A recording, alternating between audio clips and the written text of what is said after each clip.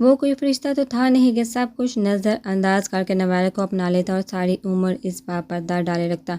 نہ جانے کب ضبط چلک پڑتا، نہ جانے کب زبان راز افشاں کر جاتی، اور پھر اس بات کی کیا گارنٹی تھی کہ وہ نویرہ کو بیوی کی حیثیت سے قبول بھی کر لیتا۔ اس کی مردانگی پر یہ ایک گہری چوٹ تھی۔ وہ اپنی بشری کمزوریوں کے سامنے ہار گیا تھا، مگر اب ماں کے آنسو سے نہیں ہارنا چاہتا تھا۔ وہ ضبط سے مٹھیاں بینچ یا آہستگی سے ماں کو اپنے سے دور ہٹایا۔ وہ یہ گھر، یہ جنت رشتہ چھوڑ کر جا رہا تھا، نہ جانے کب تک۔ یہ سزا اس کی اپنی تجویز کردہ تھی۔ ایک ناقابل معلوم مدت تک اس نے خاموشی سے تھاما سامان کے بیگ اٹھائے تھے۔ ساری بہنیں پھوٹ پھوٹ کر رونے لگی۔ ماں کا برا حال تھا۔ وہ نگاہیں پھیر گیا۔ کمرے سے نکل کر وہ لاؤنج کے دروازے پر رکا تھا۔ فاروق صاحب دہلیز پر ہی کھڑے تھے۔ اسے سامان سمیت دیکھ کر ان کے اندر دکھ، ملال، اضطراب، غم و غصہ، نہ جانے کس کس جذبے نے دم توڑا تھا۔ بے یقینی کی طے سب سے بڑھ کر تھی۔ نواز، خدا کے لیے رک جاؤ۔ یہ دیکھو، میں تمہارے سامنے ہاتھ جوڑتی ہوں۔ ماں ہوں، تمہاری حق رکھتی ہوں، مگر مجبور ہوں۔ رک جاؤ، نہ جاؤ۔ ایک ہماری بات کا بھرم رکھ لو، نویرہ مر جائے گی، ہم جیتے جی مر جائیں گے۔ ماں کی آواز آوزاری اور آنسو سے وہ نہیں پگھلا تھا، مگر ماں کو اپنے سامنے ہاتھ جوڑتے دیکھا وہ لرز اٹھا تھا۔ ایک دم سب چیزیں چھوڑ کر ماں کے ہاتھ تھامے تھے۔ امی، خدا کے لیے پلیز نہیں، ٹھیک ہے، میں نہیں جاتا۔ بے حد بے چارگی سے کہا گیا تھا۔ رضیہ بیگم تو جیسے دوبارہ جی اٹھی تھی۔ تم نویرہ سے شادی بھی کرو گے نا؟ وہ جیسے ابھی سب کچھ منوا لینا چاہتی تھی۔ نہیں، اگلے ہی پل وہ پھر پتھر ہوا تھا۔ رضیہ، اسے کچھ بھی کہنا فضول ہے، جانے دو اسے۔ وہ باہر کے دھکے کھائے گا تو عقل ٹھکانے آ جائے گی۔ باپ کے مال پر عیش کرتے ہوئے یہ اپنے آپ کو نہ جانے کیا سمجھ بیٹھا ہے۔ 2 دن زمانے کی ٹھوکروں پر رہے گا تو پتہ چل جائے گا۔ کنگال سے کوئی عشق نہیں کرتا جس کے لیے ماں باپ کو ٹھوکر مار کر جا رہا ہے۔ وہ ایسے خالی ہاتھ لوگوں کے کام نہیں آتے۔ وہی سخت پتھریلا انداز۔ نواز نے خاموشی سے باپ کو دیکھا تھا۔ نہیں، یہ نویرہ سے شادی کرے گا، میں کہوں گی تو کرے گا، میری بات یہ نہیں ٹالے گا، ہماری عزت کا سوال ہے۔ نواز، دیکھو، انکار نہیں کرنا۔ وہ منت سماجت پر اتر آئی تھی۔ نواز کے اندر طوفان برپا ہو گیا۔ اسے ماں کی آنکھوں میں اس کی وجہ سے آنسو تھے جس کو اس نے کبھی رلایا نہ تھا۔ ٹھیک ہے، میں نویرہ سے بھی شادی کر لیتا ہوں، مگر آپ کو بھی میری ماننا ہوگی۔ سب نے چونک کر اسے دیکھا۔ اتنی جلدی وہ مان جائے گا؟ خوشی کے ساتھ شرط کی بندش کا اضطراب بھی چہرے پر دھرا تھا۔ کیسی شرط؟ ماں خوف کی کیفیت میں مبتلا تھی۔ ماں، صرف آپ لوگ اور اس خاندان کی عزت کے لیے شادی کر لیتا ہوں، مگر میں نویرہ کو کبھی نہیں رکھوں گا۔ جیسے ہی تقریب کے ہنگامے سرد ہوئے میں اسے چھوڑ دوں گا، ہمیشہ کے لیے طلاق دے کر۔ نواز، ماں کی محبت تماچا بن کر اس کے منہ پر پڑی تھی۔ نواز نے گال پر ہاتھ رکھ کے ماں کو دیکھا جو پھوٹ پھوٹ کر رو دی تھی۔ تم نے مجھے اتنا خودغرض سمجھا ہوا ہے، تم خود کیا ہو؟ نویرہ جیسی لڑکی کے لیے تم جیسے 10 نواز بھی کم نہیں۔ تم کچھ نہیں، تم اس کے قابل ہی کہاں ہو؟ چلے جاؤ۔ مجھے نہیں پتا تھا جس بیٹے کو ارمانوں محبتوں کی چھاؤں میں پروان چڑھا رہی ہوں اس کی سوچ اتنی گندی ہوگی، اپنے مطلب برادری کے لیے طلاق تک پہنچ جائے گا۔ چلے جاؤ یہاں سے، دفع ہو جاؤ، ساری عمر مجھے اپنی صورت نہ دکھانا۔ امی، وہ تڑپ ہی تو اٹھا تھا۔ اپنے الفاظ کی سختی اور سنگینی کا احساس ایک دم ابال کی صورت اٹھا تھا۔ مت کہو مجھے امی، نہیں ہوں میں تمہاری ماں، چلے جاؤ یہاں سے۔ انہوں نے اسے غصے سے باہر کی طرف دھکیلا تھا۔ فاروق صاحب خاموش تماشائی تھے، نگاہوں میں دکھ اور تعصب درج تھا۔ ماں، امی کیا کرتی ہیں، یہ ہمارے بھائی ہیں۔ شمائلہ نے ماں کو ٹوکا تھا۔ وہ اس کے کندھے پر سر رکھے رو دی۔ نواز خاموشی سے بیگ اور دیگر چیزیں سنبھالے وہاں سے نکل گیا تھا۔ ابو جان، بھائی کو روکیے، مت جانے دیں۔ حمیرہ نے فاروق صاحب کا بازو جھنجھوڑا تھا۔ اس کا چلے جانا ہی بہتر ہے، تم بھی خاموش رہو۔ جو بھی اس کے لیے روئے گا میں اسے بھی اس کے پیچھے ہی چلتا کر دوں گا۔ وہ غصے سے کہتے اپنے کمرے کی طرف بڑھ گئے تھے۔ رضیہ بیگم لہرا کر گر سی گئی تھی۔ شمائلہ نے تھاما نہ ہوتا تو سیدھی زمین پر گرتی۔ ارے امی، امی تو دیکھو کیا ہو گیا انہیں۔ شمائلہ کی چیخو پکار پر فاروق صاحب کے قدم رکے تھے۔ وہ فرح کے ساتھ ہی مسکراتی ہوئی کالج گیٹ سے باہر نکلی تھی۔ علی فرح کو لینے آتا تھا، اور جب علی نہیں آتا تھا یا لیٹ ہوتا تھا تو زرش اسے ڈراپ کرتی تھی۔ آج علی کے انتظار میں آدھا گھنٹہ ہو گیا تھا، اسے شاید نہیں آنا تھا۔ وہ فرح کو لیے باہر نکلی تھی۔ ڈرائیور کب کا موجود تھا، 2 دفعہ چوکیدار اسے اطلاع دے چکا تھا۔ وہ دونوں بہت سہولت سے گیٹ سے باہر نکلی تھی۔ اپنے آفس کی گاڑی، جو کہ پاپا ان کے پک اینڈ ڈراپ کے لیے آفس میں بھجواتے تھے، کے ساتھ ڈرائیور کی جگہ سمیان احمد کو دیکھا۔ اس کا رنگ پہلے تو متغیر ہوا، پھر اس پر سرخی غالب آتی چلے گی۔ وہ ایک دم رکی تھی، یقیناً وہ آفس پاپا کو بتا کر انہیں لینے آئے تھے۔ اس دن کے بعد وہ 3 دفعہ ان کے ہاں آ چکے تھے، مگر زرش ان کے سامنے ہی نہیں آئی تھی۔ ماما سے طبیعت کی خرابی یا اسٹڈی کا بہانہ کیے وہ کمرہ لاک کیے پڑی رہتی تھی۔ سمیان احمد کا فون بارہا آ چکا تھا، مگر زرش فون اٹینڈ کرنا بھول گئی تھی۔ نوشین ساری صورتحال سے باخبر تھی، سو وہ اسے کال اٹینڈ کرنے پر مجبور نہیں کرتی تھی اور ماما کی موجودگی میں وہ مصروفیت کا کہہ کر ٹال جاتی تھی۔ شائستہ بیگم نے ابھی تک زرش کا رویہ نوٹ نہیں کیا تھا، ابھی تک بات پرس کی نوبت نہیں آئی تھی، مگر کب تک؟ شاید اسی لیے سمیان احمد نے آج یہ درمیانی راہ نکالی تھی۔ زرش کلس کر رہ گئی، قدم اٹھنے سے انکاری ہو گئے۔ سمیان احمد کی نگاہ دونوں پر ہی تھی۔ اسے ایک دم رکتے دیکھا، وہ سیدھے ہوئے تھے۔ ارے سمیان بھائی، زرش دیکھو، آج سمیان بھائی ہیں۔ فرح کی نگاہ اب سمیان پر پڑی تھی۔ زرش نے مطلق پروانے کے فرح سے اس نے کسی بھی قسم کا ذکر نہیں کیا تھا۔ 1-2 دن وہ اس کی طرف سے پریشان اور فکر مند رہی تھی، پھر زرش نے فرح سے اپنا رویہ معمول پر کر لیا تھا، مگر اب سمیان کی آمد سب کچھ تہس نہس کر رہی تھی۔ سمیان احمد نے تیزی سے قدم اٹھاتے ہوئے ان کی طرف پیش قدمی کی تھی۔ السلام علیکم، اپنے محسوس باروب متعین سلجھے ہوئے سے لہجے میں مخاطب تھے۔ زرش نے نگاہ پھیری، وہ ان کی شکل دوبارہ کبھی نہیں دیکھنے کی ٹھان چکی تھی۔ وعلیکم السلام، آپ یہاں کیسے؟ فرح نے جواب دیا تھا، بس فارغ ہوا تھا، اور تم سناؤ زرش کیسی ہو؟ انہوں نے اسے جواب دیتے زرش کے رویے کو بالکل ہی غیر اہم بنا دیا تھا۔ وہ پھاڑ کھانے والے انداز میں غصے سے سمیان کی طرف پلٹی تھی۔ ایک غسیلی ملامت آمیز نگاہ ان کی جانب کی۔ اس وقت جہاں فرح نہ ہوتی تو وہ نہ جانے کیا کرتی۔ وہ بمشکل اپنے اوپر قابو کر پاتی، ایک تلخ سی نگاہ ڈال کر دوبارہ منہ پھیر لیا۔ فرح نے زرش کے رویے کو بطور ہاس نوٹ کیا، پھر سمیان کو دیکھا۔ وہ بغور زرش کے چہرے کو دیکھ رہا تھا۔ زرش کے رویے سمیان کے ذکر پر پہلو تہی برتنا وہ الجھ تو گئی تھی، مگر سرا کوئی ہاتھ نہیں لگ رہا تھا، سو خاموش تھی۔ اب بھی دونوں کو دیکھا وہ بہت کچھ محسوس کر گئی تھی، ایک انجانی سی بات دونوں کے رویوں سے ظاہر چلی۔ سمیان احمد نے دونوں کو دیکھا تو فرح نے سر ہلا کر قدم بڑھائے، مگر زرش اسی طرح منہ پھیرے کھڑی تھی۔ فرح نے ٹھٹک کر قدم روکے، یقیناً بات سنگین تر تھی۔ زرش آؤ، رک کیوں گئی ہو؟ اس نے اسے ٹوکا تھا۔ نہیں، تم جاؤ، میں چلی جاؤں گی۔ سمیان احمد کی طرف اس نے دوسری نگاہ ڈالنے کی کوشش نہیں کی تھی، فرح کو صاف انکار کیا تھا۔ سمیان نے بغور دیکھا، سرخ جلملاتے چہرے پر حقیقی اور ناراضگی کے اثرات ہر درجہ غالب تھے۔ نگاہ پھیرے گویا کبھی نہ دیکھنے کی قسم کھا چکی تھی۔ کیسے؟ سمیان بھائی ہمیں لینے آئے ہیں، بیوقوف مت بنو، چلو آؤ۔ تم جاؤ، میں چلی جاؤں گی، میری فکر مت کرو۔ اسی ضد انداز میں اس نے صرف فرح کو دیکھا تھا۔ سمیان احمد کے اندر کسی ابال نے سر اٹھایا تھا۔ زرش کا بچپنا ہے، آرام سے بیٹھو، میں تم دونوں کو لینے آئی ہوں۔ آسکی سے ڈانٹنے والا انداز تھا۔ زرش نے بنا کر دیکھا، میرے ساتھ کلام کرنے کی قطعی ضرورت نہیں۔ سمجھے آپ؟ غم اور غصہ نہ جانے کیا کچھ تھا لہجے میں کہ ایک پل کو سمیان احمد بونچکا رہ گیا۔ یہ لڑکی ان سے جس قدر محبت و خلوص و اپنائی سے بات کرتی تھی، اس سے قطعی مختلف انداز تھا۔ سمیان کے اندر کے اشتعال نے سر اٹھایا تھا۔ زرش سختی سے ٹوک دیا، وہ سر جھٹکا دوسری طرف منہ موڑ کے، تم بیٹھو گاڑی میں، ہم آتے ہیں۔ فرح حیرانگی سے دیکھ رہی تھی۔ سمیان کی آواز پر تیزی سے گاڑی کی طرف بڑھتی چلی گئی تھی۔ میرا خیال تھا کہ وقتی ابال ہے، عقل مندی سے سوچو گی تو اپنے رویے پر افسوس کرو گی۔ میرے متعلق انکشاف سے تمہارے علاوہ کسی کے لیے کوئی انکشاف نہیں تھا، سے تمہارے علاوہ ہر کوئی کچھ نہ کچھ تھوڑا بہت باخبر ہی تھا، حتیٰ کہ فرح کے علاوہ چچی جان اور چچا جان بھی۔ انہوں نے وہی کھڑے کھڑے اسے غصے سے کہا تھا۔ وہ حیرت سے دیکھنے لگی، جانے کے باقی سب ماما پاپا بھی باخبر تھے۔ وہ بے یقین تھی، تم جب تک ساری صورتحال سے آگاہی حاصل نہیں کرو گی، اسی طرح اپنے مفروضوں پر کاربند اپنے علاوہ میرے ساتھ بھی غلط کرو گی۔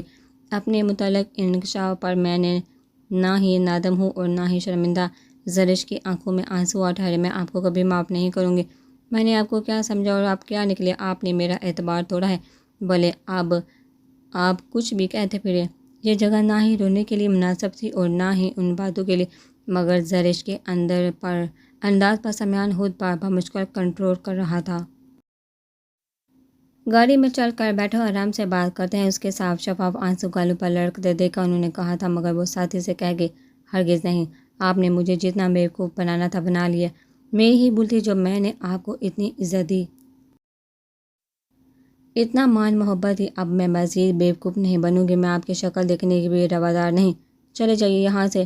وہ اپنی ضد پر کام تھے، سختی سے کہتے رخسار رگڑتے وہ واپس پلٹی تھی، اس سے پہلے کہ اس سمیان احمد کچھ سمجھتا وہ تیزی سے کالے گیٹ سے اندر چلی گئی تھی۔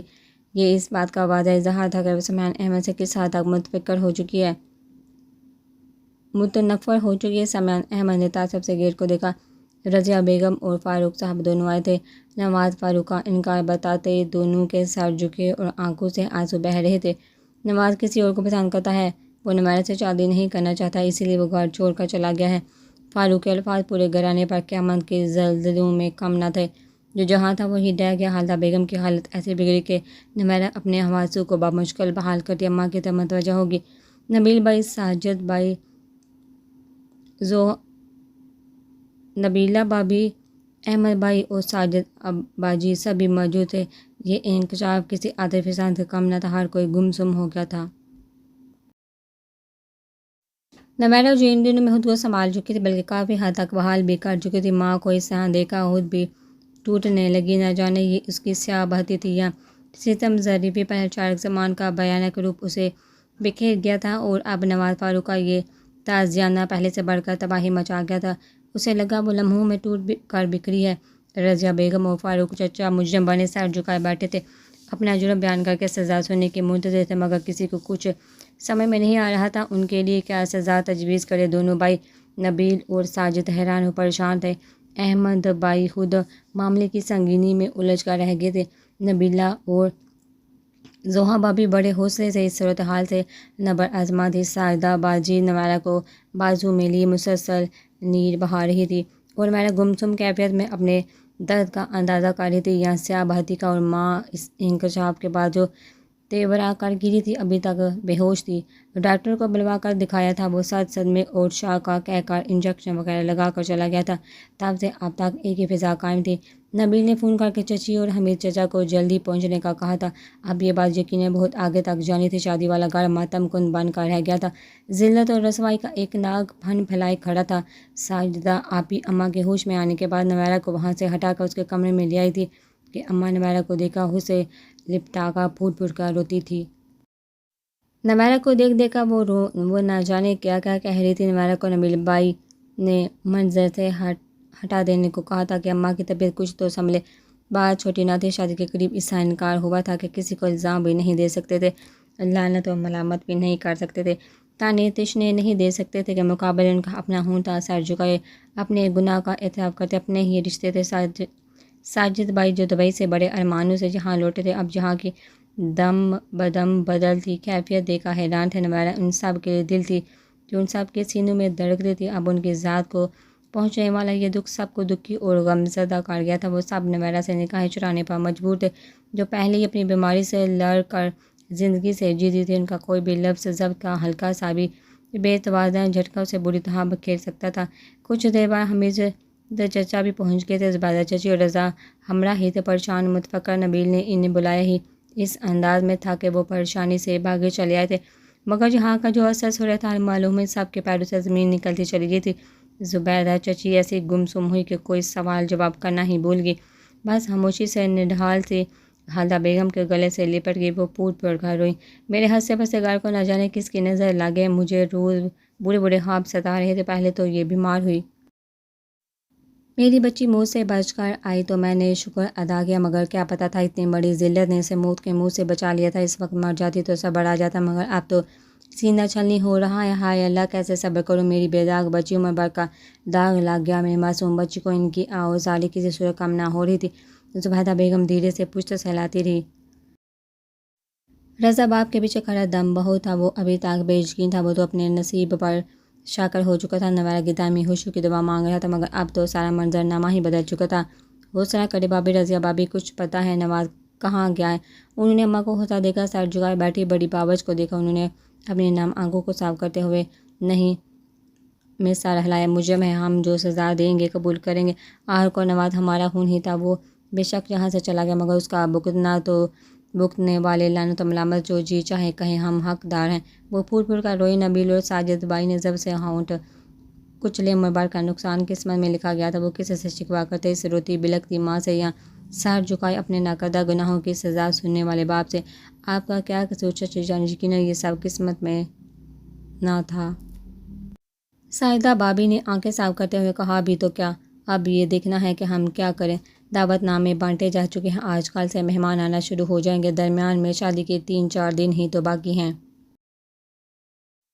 ہم لوگوں کو کیا کیا وضاحتیں دیتے پھریں گے۔ ہماری نمیرہ تو موتی کتنا صاف اور پاک تھی، مگر لوگ یہ کب دیکھتے ہیں خاندان بھر کی جگ ہنسائی علیحدہ سائدہ باجی کی بات با اماں کے رکے آنسو پھر بہہ نکلے۔ زبیدہ چچی نے بہت محبت سے سمیٹ لیا، نمیرہ کہاں ہے؟ رضا کے دل کی بات زبیدہ بیگم کے لبوں سے ادا ہوئی تھی۔ اماں کو دیکھ کر پریشان ہو رہی تھی، پہلے ہی بیماری سے اٹھی ہے، میں کمرے میں چھوڑ آئی ہوں۔ ہے تو لڑکی کی ذات ہی نہ، ذرا سی ٹینشن سے اچھی بھلی سنبھلی طبیعت پھر بگڑ سکتی ہے۔ اپنی ذات پر یوں انگلی اٹھانا کہاں برداشت کر پائے گی وہ؟ سائدہ باجی نے کہتے کہتے دوپٹے سے چہرہ صاف کیا۔ زبیدہ چچی اٹھی تو رضا بھی ساتھ ہو لیا۔ دستک پر نمیرہ نے دروازہ کھولا، پھر سامنے چچی اور رضا کو دیکھا، گمسم انداز میں دیکھا کہ ہزار چاہنے کے باوجود آنکھیں نہیں بھیگی تھی، ایسے جیسے کلیجہ پتھر کا ہو گیا تھا۔ چچی نے آگے بڑھ کر بہت محبت سے ساتھ بینچ لیا، اتنی وارفتگی اور گرم جوشی پر بھی نمیرہ کو اپنے اندر کی برف پگھلتی محسوس نہ ہوئی۔ اسی طرح چچی سے جدا ہو کر بستر پر بیٹھ کر اپنے ناخنوں سے کھیلنے لگی۔ رضا چپ چاپ انداز میں اسے ہی دیکھ رہا تھا۔ نمیرہ دوبارہ سر جھکا کے، تم پریشان نہیں ہونا، اچھا برا وقت آتا رہتا ہے، تمہیں تو سارا خاندان جانتا ہے سمجھتا ہے، ہم تمہارے ساتھ بس اپنی ماں کو حوصلہ دو، ان کی طبیعت بہت خراب ہے، ظاہر ہے صدمہ اتنا بڑا ہے پتھر سے پتھر دل بھی پگھل جائے۔ ان کی آواز روندی تو انہوں نے دوپٹے سے آنکھیں رگڑی۔ فکر نہ کرو، اللہ بہتر کرے گا، وہ مزید کہہ رہی تھی، مگر نمیرہ اسی طرح بیٹھی تھی۔ وہ مزید چند منٹ بیٹھی تھی، پھر رضا کو اس کے ساتھ بات کرنے، اسے بولنے پر اکسانے کا اشارہ کرتے وہ باہر نکل گئی تھی۔ رضا جو ابھی تک کھڑا ہی تھا، چیئر اٹھا کر بستر کے پاس آ بیٹھا۔ نمیرہ کا لگا وہ جیسے اس کی دکھتی رگ کو چھو گیا ہو، عمر بھر کی ذلت اور رسوائی کا سامان ہو گیا تھا اور دکھ کا پوچھ رہا تھا۔ وہ طنز یا ہنسی تو رضا کو اپنے اندر کی سنگینی کا احساس ہوا، سوری مگر یہ نیچرل سی بات ہے، ظاہر شادی اتنی قریب ہو اور اب یہ انکار۔ نواز بھائی کو ایسا نہیں کرنا چاہیے تھا، خدا کی قسم مجھے پتہ چل گیا وہ اس وقت کہاں۔ میں انہیں زندہ نہ چھوڑوں، انہیں کوئی حق نہیں پہنچتا اپنی خوشیوں کے لیے آپ کی زندگی کو یوں داؤ پر لگانے کا۔ وہ طے شروع جوش میں کہہ رہا تھا۔ نمیرہ خاموش ہی رہی۔ پلیز آپ خاموش کیوں ہیں؟ مجھ سے بات کریں، اپنی فیلنگ مجھ سے شیئر کریں، واہ ہوتا آپ مجھے ایک کزن ہی نہیں ایک اچھا غمساز بھی پائیں گی، بلیو می پلیز مجھ سے بات کریں۔ اسے گمسم دیکھا وہ کہہ رہا تھا، اس کے لہجے میں بہت ہلوس سا بے پناہ چاہت تھی، بہت قرب تھا، بہت مان تھا۔ میں محسوس کرتی تو پتہ چلتا وہ اس کی تکلیف پر کس اذیت میں تھا، مگر وہ اب کچھ بھی محسوس نہیں کرنا چاہتی تھی۔